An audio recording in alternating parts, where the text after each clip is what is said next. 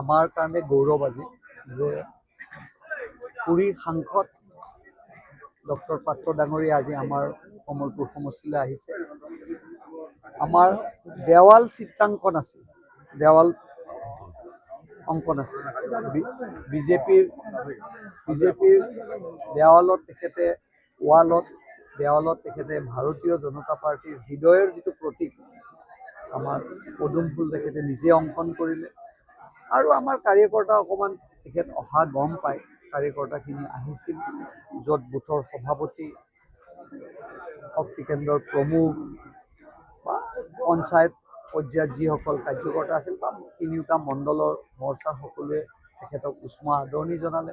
বিধায়ক হিচাপে মোৰো ভাল লাগিলে তেখেতৰ এই অনুষ্ঠানটোত মই থাকিবলৈ পাই।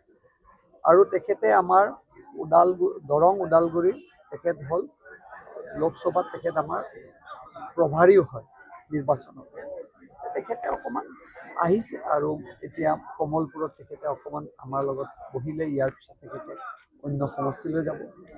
আজি আপোনালোকে দেখাই পাইছে যে মানুহখিনিয়ে খুব ইয়ালৈ গোটেই কাৰ্যকৰ্তাখিনি আহিছে। মূলতঃ কাৰ্যকৰ্তা, এখন কোনো সভা নহয়, আকস্মিক আমি গম পাই আমি আহিছোঁ ইয়ালৈ আৰু আমাকো কোৱা নাই আহিম বুলি। আমি কাৰ্যকৰ্তাৰ মুখৰ পৰা গম পাইছোঁ আৰু তেখেতক যিহেতু আলহী, আৰু আমাৰ এটা খুব কথা আছে যে অতিথি সাক্ষাৎ দামোদৰ, যিহেতু আলহী আমাৰ ঘৰলৈ আহিছে, আমি তেখেতক সন্মান আৰু আমাৰ গামোচাৰে, জাপিৰে, শৰাইৰে তেখেতক আদৰণি জনাইছোঁ।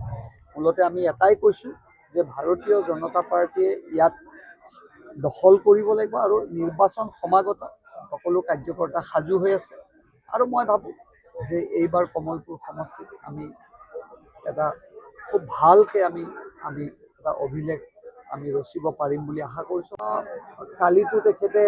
কালি মুখ্যমন্ত্ৰী ডাঙৰীয়াই খুব সুন্দৰকৈ আপোনালোকক কৈছে যে তেখেতৰ কাৰণে আমি বিজেপিক আমি উষ্ম আদৰণি জনাইছোঁ। আৰু যিখিনি কালি আমি বুজি পালোঁ যে ভূপেন বৰা ডাঙৰীয়াই প্ৰতি মুখ্যমন্ত্ৰী ডাঙৰীয়াক আগ্ৰহ আছে বিজেপিত অহাৰ কাৰণে। মই ভাবোঁ যিহেতু মুখ্যমন্ত্ৰী ডাঙৰীয়াই নিজেই এইটোৰ নেতৃত্ব লৈছে, আৰু কালি তেখেতৰ টিভিৰ বাইটত আমি দেখিলোঁ যে মুখ্যমন্ত্ৰী ডাঙৰীয়াই তেখেতৰ বাসগৃহলৈ যাম বুলি কৈছে। মই ভাবোঁ ভূপেন বৰা ভাৰতীয় জনতা পাৰ্টীত অহাৰ পিছত মই ভাবোঁ কংগ্ৰেছ দলত ইয়াতকৈ আঘাত, ইয়াতকৈ ডাঙৰ সন্মান হানি হোৱা আৰু বেলেগ কাম হ'ব নোৱাৰে। কাৰণ তেখেত সভাপতি আছিল দলটোৰ আৰু ইমিডিয়েট সভাপতি। যদি দলৰ ইমিডিয়েট সভাপতিজনে যদি কংগ্ৰেছ দল ত্যাগ কৰিছে, যিজনৰ নেতৃত্ব অহা বিধানসভা নিৰ্বাচনৰ কাৰণে তেখেতক নেতৃত্ব দিছে, মই ভাবোঁ আমাৰ কাৰণে অধিক শক্তিশালী হ'ব। আৰু মই ভাবোঁ যে ভূপেন বৰা ডাঙৰীয়াই নিশ্চয় ভাৰতীয় জনতা পাৰ্টীত আহক, আমি তেখেতক উষ্ম আদৰণি জনাইছোঁ। আমাৰ সাহস হ'ব আৰু অনাগত দিনত কংগ্ৰেছ যে নোহোৱা হৈ যাব তাৰ এক উদাহৰণ হিচাপে আজি সমগ্ৰ ভাৰতবৰ্ষত এটা ডাঙৰ বাৰ্তা আজি যাব যে ভূপেন বৰাৰ দৰে ব্যক্তিয়ে, যিজনে ৩৫ বছৰ কাল কংগ্ৰেছত আছিল আৰু তেখেতে বিধায়কো আছিল, তেখেতে দলৰ সভাপতি আছিল, নেশ্যনেল ছেক্ৰেটাৰী আছিল, এটা কাফি তেখেতৰ যথেষ্ট তেখেতৰ মানে শক্তিশালী ভেটি আছিল, স্পষ্টবাদী নেতা। আমি তেখেতক উষ্ম আদৰণি জনাইছোঁ এইকাৰণে তেখেত আহক আমাৰ দললৈকে আৰু আমাক আগুৱাই লৈ যোৱাৰ এখোজ সহায়ৰ হাত আগবঢ়াওক। देखिए, भारतीय जनता पार्टी एक स्ट्रक्चर्ड पॉलिटिकल पार्टी है। स्वाभाविक रूप से भारतीय जनता पार्टी में सभी लोग, चाहे वो सांसद हों, चाहे वो विधायक हों, चाहे वो मंत्री हों, सभी एक कार्यकर्ता के भाव के साथ काम करते हैं और कार्यकर्ता के रूप में जो निर्देश पार्टी देती है हम करते हैं। आप जानते हैं आसाम में निर्वाचन आ रहा है, यथाशीघ्र यहाँ इलेक्शन होंगे। स्वाभाविक रूप से भारतीय जनता पार्टी के कार्यकर्ता जनता के विकास के लिए उन्होंने जो काम किया है विगत 10 वर्षों में, उसको लेकर जनता के बीच उतर रहे हैं। मेरे पास भी नॉर्थ ईस्ट कोऑर्डिनेटर के नाते 4 लोकसभा का काम मेरे पास पार्टी ने निर्देशित किया है।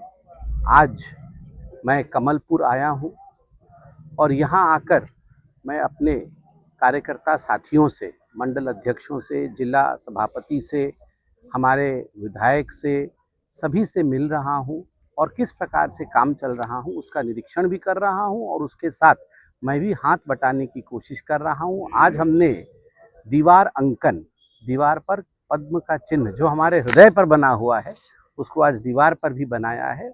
और माननीय नरेंद्र मोदी जी ने और आसाम के मुख्यमंत्री हेमंत बिश्व शर्मा जी ने जिस प्रकार विगत 10 वर्षों में विकास की एक लड़ी लगाई है आसाम के लिए, मैं कहूँगा पहले NE नॉर्थ ईस्ट जिसको आज हम कहते हैं, NE कांग्रेस के समय NE का मतलब था नॉन एग्जिस्टेंट, मगर भारतीय जनता पार्टी के समय NE मतलब new growth engine, new engine of growth. Non existent say new engine तक का सफर 10 वर्षों में मोदी जी और हेमंत बिश्व शर्मा जी के नेतृत्व में आसाम ने तय किया है। ये आसाम के लिए बहुत गर्व का विषय है। आने वाले चुनाव में प्रचंड बहुमत के साथ भारतीय जनता पार्टी की जीत हो।